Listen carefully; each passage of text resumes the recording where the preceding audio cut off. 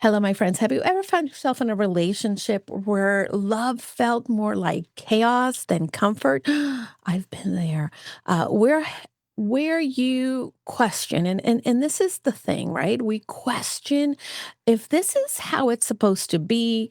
And our guest today is someone that intimately knows that feeling, and she's turned her pain into a powerful mission. Bev Middleman grew up in an emotionally uncertain but today, she's helping women rewrite their story narratives, whether you struggle with insecure attachment or are learning to reconnect with yourself. Post a divorce in midlife. This conversation will leave you feeling seen, supported, and most importantly, securely loved, which we all want. So, welcome to the show, Bev. Thank you so much. I'm so happy to be here with you and your audience. Thank you. Yeah, thank you so much. I mentioned a little bit of how I had been in a relationship where it was not very comforting. And I remember thinking to myself, is this what it's supposed to be like? And Mhm. I am sure I'm not alone. But before we dive into that, I want to ask you a little bit of your personal story because I think that that helps to put into context for the listener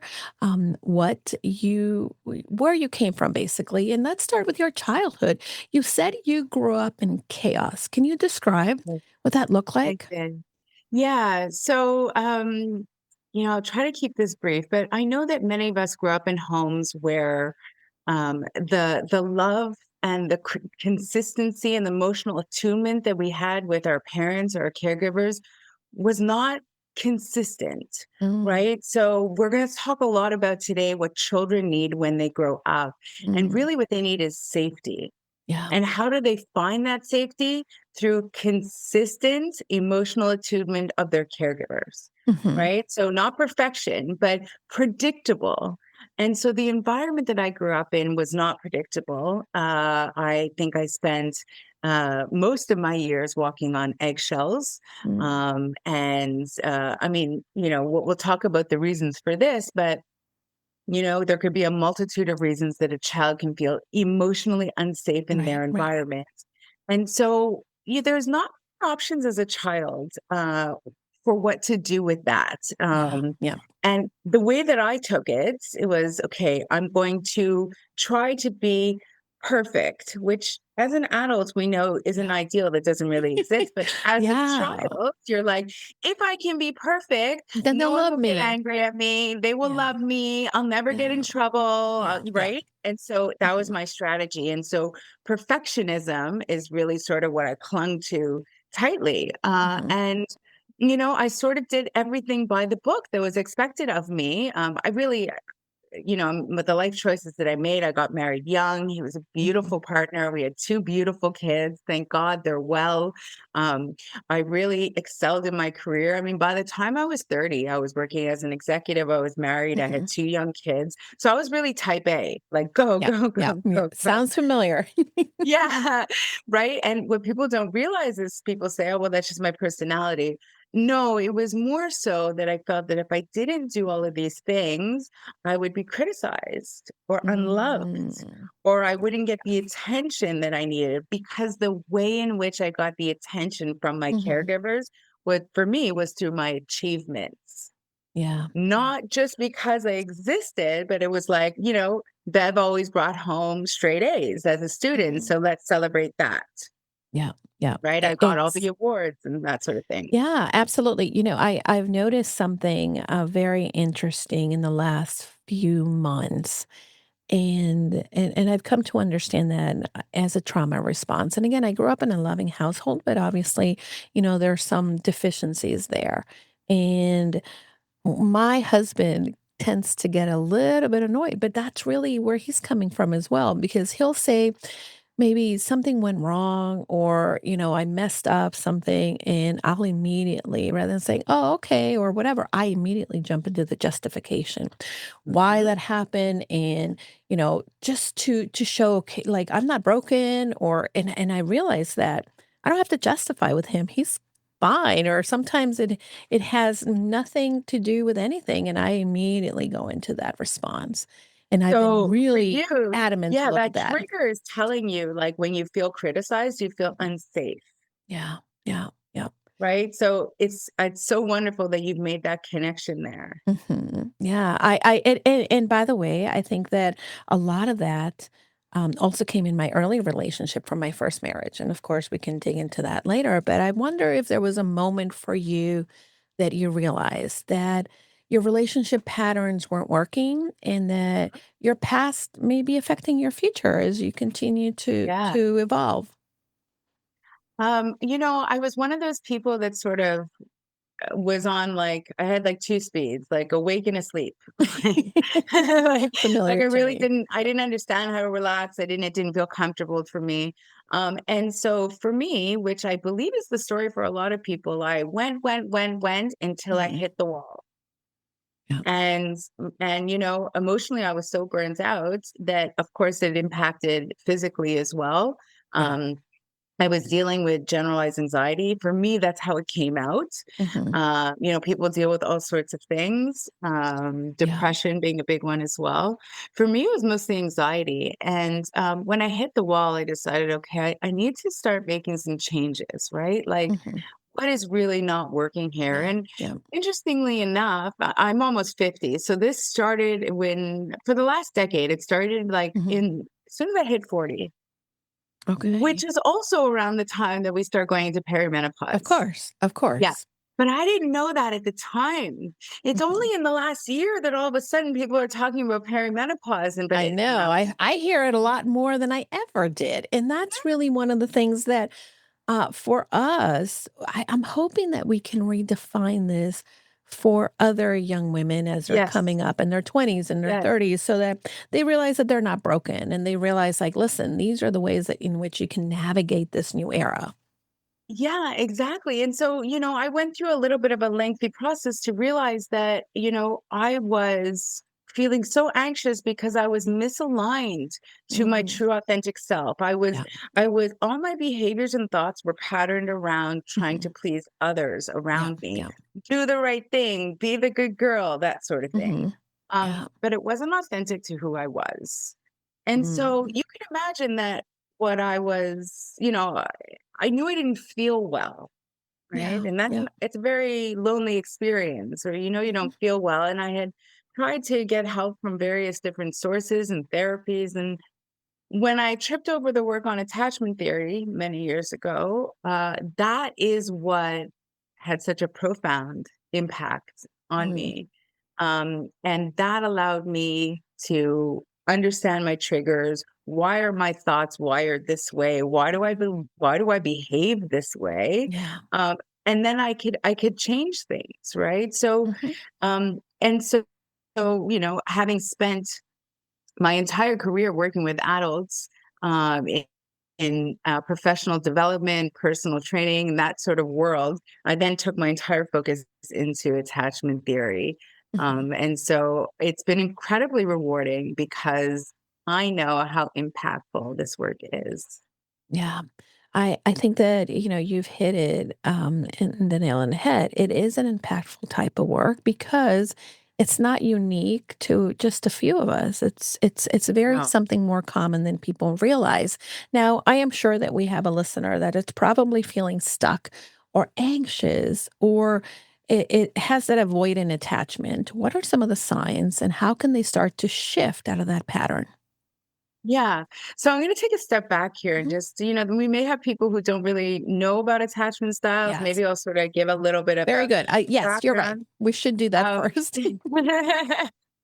well, I want to make sure everyone's sort of, following the conversation with us. So, attachment styles is really the way in which we form an emotional bond, Mhm. right? And every human on this planet has a particular style. Yeah. So, and that style is patterned into us when we're really young, like our youngest years from like 0 to 5.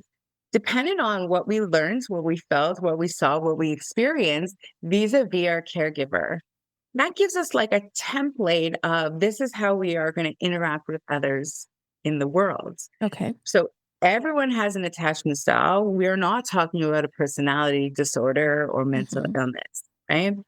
But depending on what you learned, you either learned that the world was, a beautiful set of connections and you could trust yourself, you could trust others, or you learned that you could not trust yourself, you could not trust others, and you Mhm. developed survival strategies, Okay. right? So this is where we start seeing the different styles emerge. So in the big picture, we've got two broad categories, what we call secure attachment and Mhm. insecure attachment. Okay. Now, secure attachment forms when a child is very young again and learns that the world is safe. So the parent does a good enough job. There's no such Mhm. thing as perfection, but a good enough Right. job of creating an environment for the child whereby they learn about their own emotions. They learn that it's Mhm. safe to express their emotions. They learn it's safe to be themselves authentically. And they also learn that they can predict the behavior of their caregiver, which means Mhm. like if I start to cry and I'm sad, the caregiver will respond Will to me in a respond. Yeah. healthy way, Mm. right? Yeah. I like that. So, yeah, and it's so important, right? Because it Mhm. means, again, I trust that I can identify what I'm feeling and I trust that the person's going to respond to me in a Yeah. healthy way.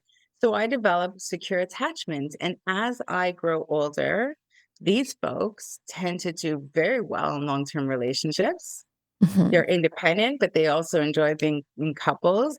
They have generally very good skills at regulating their emotions. They're good at Mhm. communicating. They're good at setting boundaries. It's sort of the utopia for where we Right. want to be. Right. So, what happens if a child doesn't receive that sort of Mhm. predictable, consistent emotional attunement? Well, we then flip over to the other side, the bucket of insecure. Now, Mhm. in North America, it's about 50-50. I 50% of could see that. I could see that. Yeah. yeah, and the statistics vary a little, but for simplicity, we say about half and half, right? Mhm. And it's also attachment styles is on a spectrum, which means, Mhm. very few people are entirely securely attached, but they're sort of closer to that than Right. others. So Uh, what happens is, sorry, did no, you? no, no, no, no. I'm following. So Okay. I'm glad we're going in this direction. So I follow you. Go ahead. Okay, excellent. So if we look at the insecure attachment, we have three subcategories. Mhm. You'll often hear that there are four attachment styles. What they're talking about is secure attachment and then the three insecure attachment styles. Okay. Okay. So on the spectrum of insecure attachments, we have someone who's anxious, preoccupied. And then on the other side, we have someone who's dismissive, avoidant. Mhm. And somewhere in the middle, with traits of the anxious and traits of the avoidant, we have the fearful avoidance. Okay. Okay. Now, these three different styles have very specific characteristics, emotional patterns, patterns in terms of communication, conflict, setting boundaries, all very different depending on the type of interaction they had with their caregiver. Okay. So someone who's anxious, preoccupied, generally speaking, their like emotional patterns are often they often feel sad, they feel lonely, they feel not good enough. Mhm. Um, their core wounds, like that they're carrying around from childhood, generally we see the top wound is I will be abandoned or I was Mm. abandoned, right? Right. So it's Right. that abandonment. I'm not likable. I'm not lovable. Mm. I will be excluded. These are the Gotcha. types of things. So Mhm. what we find is these folks grow up and very predictably they do very specific things. One, they generally surround themselves with a lot of people. These are Mhm. people who have a lot of friends. Yeah. Doesn't mean that they have lifelong friends, but they're surrounded by a lot of people. They don't like being alone. Mm. Yeah. So, in terms of emotional regulation, they never learned how to self soothe and they Okay. hold very little trust in themselves. They're very reliant on the opinion and input of everyone external to them, Mm. which is why they generally have large social circles. Right. They're also the people that we find, for example, who become teachers. They like Mm. being surrounded by Yeah. lots of people all day Yep. long. They love Yep. it. It feeds them, Yeah. right? Yeah. right? Especially if they have a wound around I'm unlikable, you can Mhm. see why getting the love and attention from a group of kids would help Yep. quell that. Right, right. Right? So we see a Mm. lot of these. Yeah, it's interesting. It's quite predictable. So fascinating. I'm Yeah. loving this. I'm loving this, and I'm writing a few things down, so this is good. Perfect. Now, if we take it into the romantic sense, what's interesting about these folks is that they generally, as a pattern, will chase after someone who is emotionally unavailable or who Mm, falls in the dismissive avoidant side. mhm, mhm. Why? Because, especially romantic partners, what we tend to do is we tend to recreate a dynamic that is familiar to us from childhood. Of course. Right. Mm. Subconsciously, we don't do this in a conscious way. Nobody says, I'm going to go find someone who's going to treat me poorly like my father did. Right, right, right. No, what happens is the mind becomes attracted to what they see as familiar Mm. because it's like, oh, wait, I know how to do this. That's right. That's right. I know how to I survive don't have it. to learn a new way No, of relating to this person. this is what I see as normal, right? This is my baseline normal. Yeah. So, essentially, these people, they are, well, we talk about how they often pair up with people who are dismissive avoidance, right? When they were children, what they did was is they generally got some love from their parents, right? Mhm, They weren't entirely neglected. They got some love to the point where they knew that it felt good, but mhm. they weren't entirely sure when it was going to be given. So the chasing starts in Got it. childhood. Now we're talking about like a parent, for example, who's an alcoholic, Mhm, right? Or a parent, for example, that has too many children in the home. yeah.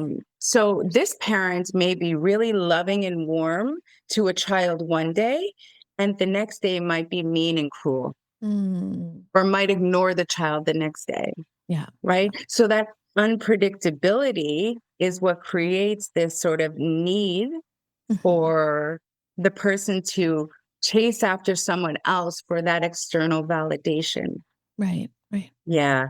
And so we often see this pairing where people who are anxious, preoccupied, they end up in relationships with those who are emotionally unavailable. Mhm.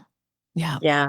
And I'm picturing, and it's very interesting. I've been working with a client, and of course, I'm a business strategist. We typically talk about how they're building their business, but obviously, mindset comes into it. Now, I am not yeah. a therapist, but I can see a little bit of how they relate in the world and a little bit of some of the things that they're currently struggling with and without giving away who it is, they they definitely struggle, right? With wanting the appreciation or support of a spouse, and yet the spouse is very ambivalent to Hmm. to them, and the more that that happens, the more that they're looking to they joined all the groups, they're into I'm going to be in that social, they want to go away, and it really affects their everyday because they're looking for validation everywhere else except finding it within themselves. Reassurance, attention, validation. They Mhm. really have not learned in childhood how to give this to themselves. Mm. So again, when we look at the equation of trust, they do not trust themselves. Generally, we're talking about low self-esteem. Mhm. Yeah. Right? So, like, even if they were to go someone who's anxious, preoccupied, if they were to go out and buy a new car, they would always bring a friend with them because they don't trust themselves to Yeah. make a decision on their own. Oh, absolutely. I've seen You that. know? And even with their Yeah, business, they're always looking for right. validation, like, am I doing this right? And a lot of times that accountability, they're looking for the person that is going to agree that they're doing it right and give them the praise because they're looking for the validation outside of themselves. Yeah, yeah, because Yeah. they haven't learned how to do that yet for themselves, right? But Mhm. this is Yeah, and that's something what we're that hoping we help individuals with. right, so and, to some degree, it's sad because when we Mhm. talk about those that are securely attached, they learned how to do that in Yeah, childhood. right. Right? And so, it's it's just a skill. Emotional Yeah. regulation is a skill that they just haven't learned Mhm. yet. But your attachment style impacts your emotional patterns, your Mhm. behavior, your thought patterns, like pervasively in all aspects of your life. Mhm. People think it's just in your romantic life. That's not true. No, not So, at all. yeah, so someone who's got a strong core wound of, for example, I'm not good enough, Mhm. um, they will never, for example, apply for a promotion at work. Really? Right, That's because huge. it's huge because they still believe they got the message in childhood that they weren't good enough. Mhm. And Mhm. so they're going to put their head down and they're not going to make any Wow. waves. And they're usually very congenial. Mhm. But they're not authentic. What that means is that they learned that they couldn't show up in the world authentically to Yeah. themselves. The way they keep themselves safe is Mhm. they please everyone else. Yeah. And Well, so, I see that. I see that so much, mhm, and even in yeah, myself sometimes. And you have a quiz on the website, and we'll talk a little bit more about I that do. before you go. And I meant to take it before we spoke, but it'll be interesting. I'll put it in the show notes what my attachment style is. Yeah, please do because this Yeah. is really it's really impactful, right? It sort of Mhm. gives you some Yeah. great insights and awareness into your own mind and your own patterns and your own behaviors. Oh, And 100%.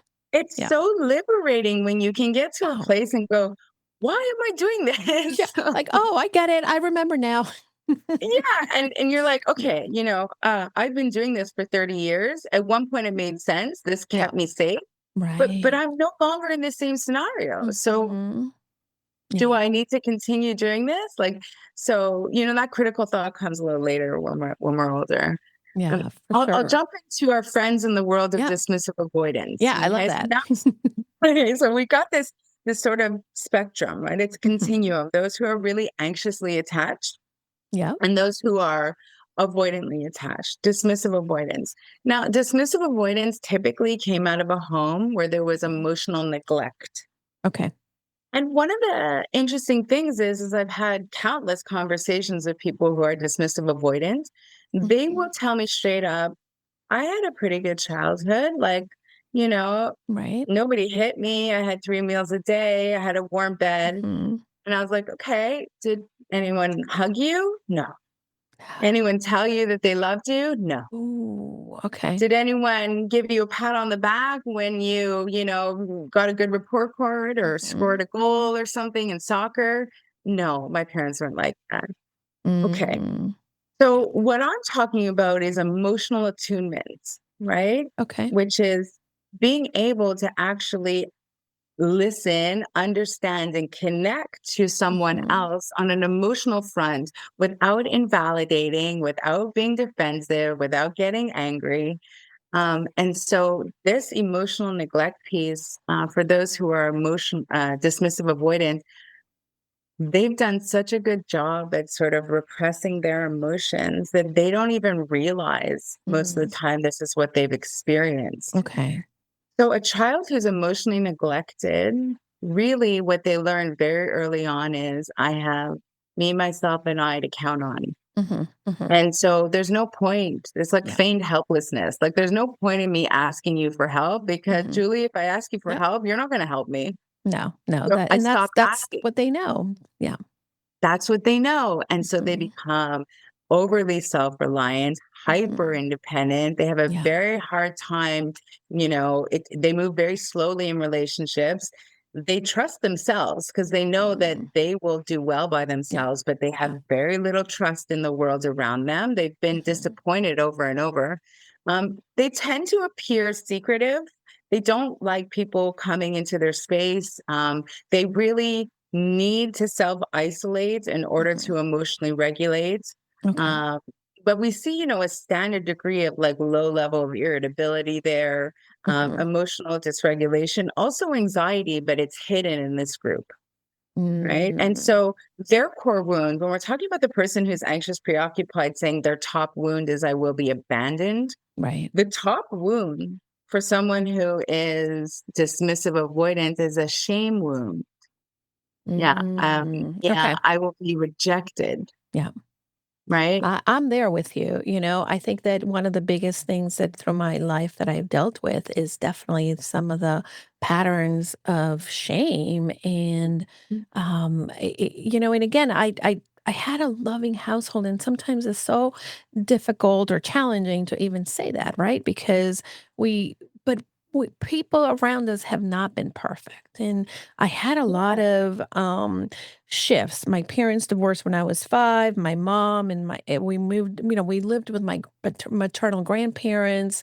My mom, what, not that she wasn't present, but she was studying, and we spent a lot of time with nannies, with Mhm. other people that loved us, but definitely, there was a difference of, I don't even know how to describe, but yeah. So, and I don't want to turn this into a therapy session, but definitely that's the No, thing, that's okay. right? You know what? The beautiful thing about this work is that, people can start to identify Yeah. themselves in these patterns Yeah. because we all fall into, we all have a primary style and then Mhm. usually a secondary style, which means you might see bits of yourself Oh, here and bits of yourself there. absolutely.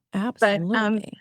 one of the things that's very easy to tell sort of where you fall is when it comes to conflict, because your Mhm. attachment style is pretty delineated by that. So we have 4 different trauma responses, right? So Okay. we often talk about fight or flight, Mhm. right? That's Yeah. an obvious one, but there's 2 others that are not talked about as often. One is a Okay. freeze response, Mhm. when you just freeze up, and the other one is fawn. And fawning is to people please. Right? Mm. Yep. And so the method by which you adopt in Mhm. terms of when you're under threat or perceived threat or conflict is usually a very good indicator of your Mhm. primary attachment style. So, Okay. someone who is anxious, preoccupied, um, they will either fawn, people please, Mhm. or they will Mm. fight, Yeah. Okay. but And they will activate towards you, right? So mm. you can see it's a towards you. I'm going to fight or I'm Mhm. going to please you. But someone Okay. who's dismissive avoidant, they will deactivate. They will move away from you. Mhm. So they will flee, Mhm. like, get me out of here, Yep. or they will freeze. Ooh. Right. So the way in which we behave actually is very tied to our attachment style. So I Interesting. would ask you if you're in a situation and in conflict or you feel threatened, Mhm. where do you normally fall? What's your trauma response normally? Normally, hmm, it's definitely not flight, Okay. um, and I wouldn't call myself a people pleaser, but I will, okay, let me fight for that, and I'm Okay. immediately going to, and that's really the emotional regulation that in my 30s and 40s, I had to do a lot of the work with, because all of a sudden, if I feel threatened, I'm ready to battle, and I had to realize that that was how I was interpreting someone's thoughts or Yeah. behaviors, and it wasn't necessarily what they intended, or Right. that they were even thinking of me, right? It's almost really liberating Yeah. because we take things, Mhm. people say, don't take things so personally. Yeah. We take everything personally. When someone talks to Mm. us, we assume that they're referencing us. And Right, I mean, right.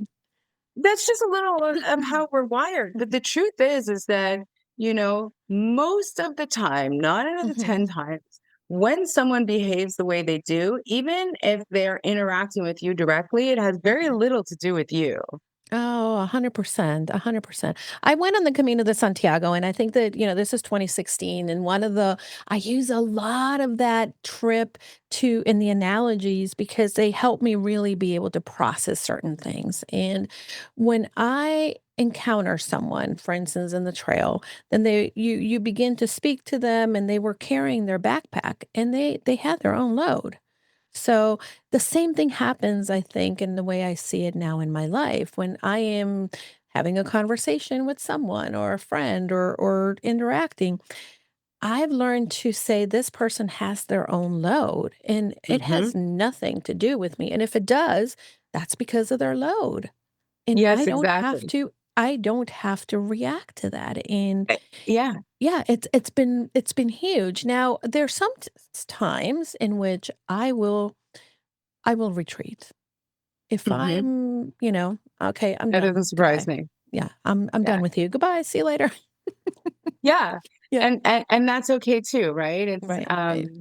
you know what's interesting again is that we all have very defined filters. It does play Hmm. into attachment theory too, right? So, Yeah. you know, if you can have 1,000 people watch this podcast and Hmm. 1,000 people will walk away with a different meaning Oh yeah. because what we tend to do is we tend to look for validation, Hmm. evidence to Yeah. support what we What we already believe to be see. true. Right. Absolutely. And It's so so it's like God. Oh I my knew gosh. it, Yeah. right? Yeah. But I knew it. I knew it. That's what they meant. I knew I was right on Um, that front. yeah, it's very interesting. I've been watching a couple different people that I know and sort of, sitting in the middle of this and watching the one person people pleaser 100%. And but now anything that is said or done by the other person is totally, an attack on them. Mhm. And it could be something totally unrelated, but they assume it's an Yeah. attack on them, and it's So so interesting to watch that that. real sensitivity to criticism is a Mhm, characteristic we find very heavily with the dismissive avoidance. They are mhm. very sensitive to Yeah, criticism, yeah, right? Because it goes back to their core mhm, wound, right? yeah. They're defective in their mind. It's a shame wound. There's Mm, something wrong with me. So these folks have a very hard time getting into a romantic relationship because the mhm, idea of intimacy feels just too vulnerable. And yeah. so, you could imagine that like the anxious person and the avoidant person, when they first meet, it's like fireworks, right? Because Right, the avoidant person is used to being emotionally neglected, mhm, and usually the anxious person is bursting with love because they right, just right, want love and attention, and mhm, you know, and so this, the avoidant will obviously at first find that very attractive, all that attention I'm getting and that yeah, connection, whatnot, but the things that they originally find attractive about each other is really what breaks them apart very quickly. I can see that. Because Yeah, this person, the anxious person, really has a very poor relationship with boundaries. mm, And whereas mhm, the avoidant is very strong with their boundaries. So that will come up yeah, very early on. mhm, Um, Things like how much time should we be spending together? How much alone time do you need? You only want to see me 3 days a week. Why not 5 days a yeah, week? right, right, Comes up real early when you're negotiating some of those early parts of the relationship, because what the two of these people need mhm, to both feel their best selves, like to mhm. try and emotionally regulate, is very different. Yeah, yeah. So it's a Wow. real interesting dynamic. Now, to Mm, just sort of thicken the plot a little bit more, the last style is the fearful avoidant, okay, which in romantic terms is often called the hot and the cold partner. okay. The fearful avoidant is kind of in the middle here with parts of anxious attachment and parts of avoidant attachment, Mhm, depending on who they're interacting with. This style was also called disorganized attachment for a mhm, period of time. This style often will evolve when a child comes out of a home that was incredibly chaotic, mhm, or we see oftentimes where they came out of a home where there was abuse, mm, physical abuse, emotional abuse, got could it. be sexual abuse, right?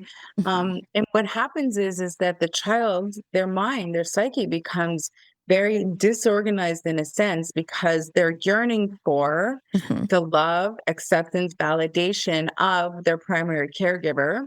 right. Let's say it's their father, Mhm, but at the same time, let's say in this case, the father is also, let's say, physically harming them. mhm, And so the child becomes so incredibly right. confused. It's gotta be incredibly It's confusing. Yeah. incredibly confusing. And so, they develop this like, I come Mhm, close, but then I take two steps back.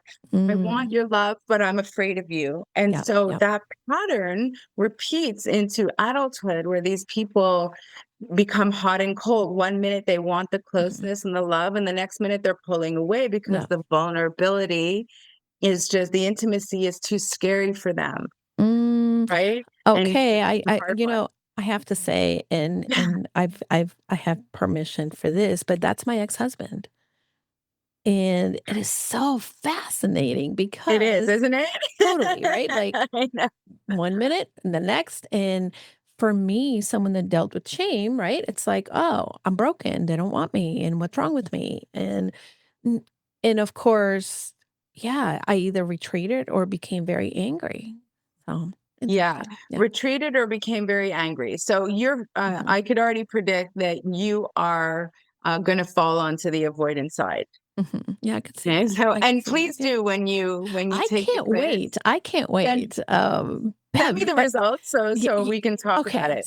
so a couple things that I've been thinking as you've been speaking. I mean, this is something obviously that we can't unpack and really be able to, have everything covered in one. We have to do a follow-up to this because I certainly I usually do more than one yeah. session Oh, with yeah, folks you need to because come it's deep. back. Yeah, Yeah, there's a yeah. lot to discuss. So interesting how, as coaches, we have to do our own work in order for us to be able to we're not showing up because we're the experts in this. We may be a little 10 steps in front of you, but this is Hmm. something that helps us to be able to then um, share or fast track something that may Yeah. be, hey, I went through that. Here's your easy button. And sometimes we as coaches want to not talk about, right? The brokenness, the things that are we still struggle with because Hmm. we're afraid and it will make us vulnerable and maybe people will think we're not good enough, right? And for many of my clients, that's what really takes, it knocks their confidence out Hmm. because they're not at a point in which they can see the work that they still need to do, or they know that they're doing work, but they don't want people to know. So I think the best coaches, therapists, guides are those who have actually Mhm. experienced, right? So it's one thing Right. to read. I mean, I've done both. I've Yeah. experienced this. I've spent my life mostly as a fearful avoidant before I went through the Mhm. work to move towards secure Mhm. attachment. And I've also Yeah. studied out of a book. And I've Right. also I've done both. But I find that when you have true life experience, Mhm. you understand the nuances that Yeah.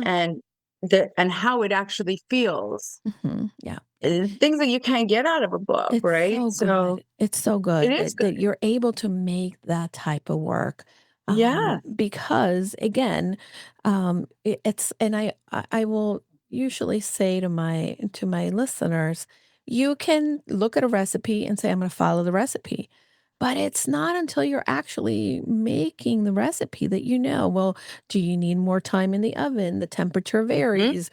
What the little things that we sometimes don't understand.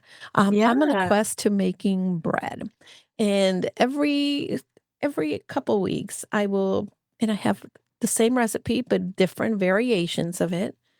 And I'm not very good at following recipes to begin with, but I know that you have to be very specific. And it's been so Yeah. fascinating to see how even if you're switching a little bit of it, how the end product changes. And I think that Yeah. this is the thing, right? We need to keep trying. We need to keep testing it out Yeah. and seeing what works for us under our circumstances. Exactly, right? And Mhm. I don't necessarily look at healing as like a finite Yeah, destination, right? no, It's like the loaf of 100%. bread comes out, it's beautiful, it's No, done. There's never, nothing more to do. never. You slice it up You're and gonna enjoy need it, more right? bread, you're gonna get hungry again. Right. I mean, when I Yeah. talk about attachment styles being on a continuum, right, we're moving towards secure Mhm. attachment where you Yeah. develop healthy self esteem. You have trust in yourself once again. You start to Mhm. learn to trust others with boundaries. And where you may not understand boundaries if you're on the anxious Mhm. side. So, we teach about, of course, boundaries, but also understanding your own personality Mhm. needs. Yeah. So, the level of let's say, interaction or loving touch that you would need Mhm. again goes back to your attachment style. Oh, yeah. And so, if you understand yourself really well, Mhm. you're so well positioned to be able to Yeah. then communicate to someone else. This is how I feel my best, Yeah. It's interesting because we always talk about, relationships require a lot of communication. And Mhm, it's not that I disagree with that statement, but I think it's a half statement. Like, mhm. it's one thing to say, okay, I can find words, but many people don't even understand their own thought They're patterns, all their own emotions absolutely, to be absolutely. able to Yeah, communicate. What am I going to communicate if I don't understand why yeah. I'm acting the way that I am? Yeah, I just my mom moved in with us, and as a caretaker now, obviously I have to navigate a little bit of that. Um but I found myself I was so mad, and I might have talked about this in another recording. I was so mad at my husband the other day, and I know my love language and I know his. And I was loading the dishwasher and I'm like, I guess if I want to clean dishes, I have to load the dishwasher. And for Hmm. me, I'm not in words of affirmation like he is. I'm an acts of service. Acts of service. Hmm. And I remember I stopped in the middle and I thought and he came in and he was, all so happy, and he said, "I'm feeling unloved because I haven't you haven't said," and whatever it is that he did, he needed to hear from me. And at that moment, I'm like, "Are you kidding me?" I'm loading the dishwasher, but I had to stop, take a breath, and say, "Okay, it's not about me. I know this is what I'm feeling, but he needs this," right? And I needed to communicate, yes, give him what he needs, but also say, "Hey, by the way, this is what I'm thinking and may not. I know it's not real. And this is what where I'm dealing with and where I'm coming from. So although you may need a lot of words, I can only give you this much because I need a beat." That's the I mean, beautiful. communication. Yeah, That's it's the communication that I think a yeah. lot of times I was missing in other relationships. Many of us were, Yeah, right? yeah. And so, no, I applaud you. I think that that's beautiful. Love Mhm. languages are definitely important. Understanding yourself is important. Yeah. But I'll tell you, anytime like the first sign of being emotionally dysregulated, the first sign is always irritability. So Ooh, yeah, as soon yeah, as you notice I'm a little irritable right now, ask yeah, yourself, what what's triggering me? yeah. And so if you can figure that out in your mind, you can then say to your partner something like, Mhm, look, I am a little irritable right now because I'm mm, really tired and I want to lay down, but I can't lay down until the yeah, dishes are done right, because I right, feel like I can't relax until the dishes are done. So I'm just yeah, annoyed that I have to do it. I would yeah, have really loved if you had done it. yeah, and you know what? All it takes is asking sometimes. Right? But instead of Period. like yelling or instead of like, why are the dishes so important? Yeah, Well, the dishes are important because I feel like it needs to get done before I can mhm. allow myself to relax. Yeah, So, absolutely. right? And that whole irregularity when it comes to our emotions. Mhm. I have noticed that for me, even though it's very easy, right, to lash out or say immediately what I'm thinking or feeling and, be in combative, one of the things that I learned is that no, I need to retreat. I need to stop. I need to take a breath because I've learned, right, neurons that fire together bond together. And I don't want that. I want to really be able to rewire my brain. So I'll Yeah. take a breath and I'll say, okay, what am I grateful for this instance right now? What am I thinking? Mhm. Okay, I'm thinking this, and really just taking myself down a notch. Yeah, it's so beautiful that you learned how to do this. Some people learn how to do this in childhood, and Mhm. many people Yeah, don't. yeah. And so it is our responsibility as adults to learn how to do this so that Mhm. we feel better in our own skin, and Mhm. that we're not causing chaos for the people Yeah. around us. Because when you're emotionally dysregulated, you are Mhm. really hard to be around. No, 100%. Right? Other 100%. people are walking on eggshells. They're Yeah. nervous about what you're going to say or do. Yeah. It's not enjoyable. So, you're causing undue stress on your family, friends, Mhm. colleagues, romantic partner, and so Yeah. forth. So, you know, repair the relationship you have to yourself, That's right. We have but to then start with ourselves. It's not about the always, people around us. It's not about, being, we're, again, like we said, reaching a destination. It's about that awareness, doing the work, and trying to, okay, now I know better, I'll do better. And it doesn't yes. mean that even when you're doing better, you're going to get it right. Give yourself Yeah. grace, and this is the most important thing that, working with a trusted advisor and someone like you can really help us to navigate a lot of that. Of course. Yeah. Of course. I always use myself as a gauge. So maybe I didn't get it entirely right today, but I got it better than I did Mhm. yesterday. Yeah, So, okay, absolutely.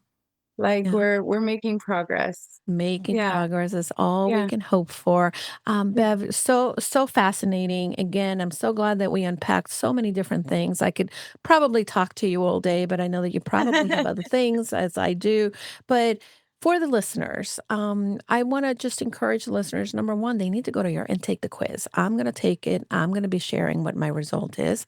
And the quiz is, do you know your own attachment style? And probably we don't. And although we unpacked a lot of that, I want to encourage you to go to Bev's website, and that is securelylove.com. And the attachment quiz is /attachment quiz, but you'll see it in the front page where to go. And if you want to connect with Bev, which I highly encourage you to do, I want you to share with her a little bit of what is one great golden nugget takeaway that you got Mhm. from this episode. Because sometimes we need to give props to the people that shine the light on the things that help us in our journey to confidence. And Bev, how can people else connect with you? Where is another great place for them to connect? Thank you. I so appreciate that. We are on social media, Instagram at Mhm. securely_loved. We are also on YouTube, and I'm trying to figure out Mm. YouTube. I'm a therapist, so Oh, trying to figure out social media okay. Well, I algorithms. got you. If you need YouTube, I'll tell you all the things that we know. That's So, great because I've got all this great content. Now I'm yeah, trying you to figure out do. how do I push it out to people. Mhm. But we do have a channel with lots of videos. So So you good. can, there's also all free resources where people can go Yeah. and learn about attachment. Yeah, Yeah. this is Uh, so needed. And I think that, the it's more that we needed. do the work in ourselves, the better we're going to show up, whether it Yeah. be our business, our relationships, or even in our communities. And right now, our communities, and we live in a world that's very contentious, and Very. we must take responsibility for how we're showing up and what Yeah. we're doing, because that creates that ripple effect in the world. I agree. And again, you will feel so much better, right? Yeah, So if you're dealing again. with issues of anxiety, depression, like Mhm. oftentimes they're intertwined, right? So Yeah. like into that emotional regulation work Mhm. that we do. Of Um, course. Yeah. you can also book a free 20-minute consult with me or any of the practitioners working with Securely Loved. And Great. we can go from there. You could book that on our website at securelyloved.com. Okay, well, amazing. And Bev, we're gonna stop the recording, but you and I are gonna talk a little bit more about you coming back, or maybe we'll Okay, do a special series with these episodes. But so grateful great. that you took the time to be here. So grateful that Thank you are you, Julie. doing the work on yourself as well. You've been in this journey, and now you are helping others navigate it. So I appreciate it. And my friends, go and share this episode, because there's some golden nuggets, not just for you, but for your friends, and bookmark it, because you can come back to it. And especially as you're doing some of the work on yourself. So thank you so much, everybody. And until next time, Bev, friend, go confidently in the direction of your dreams.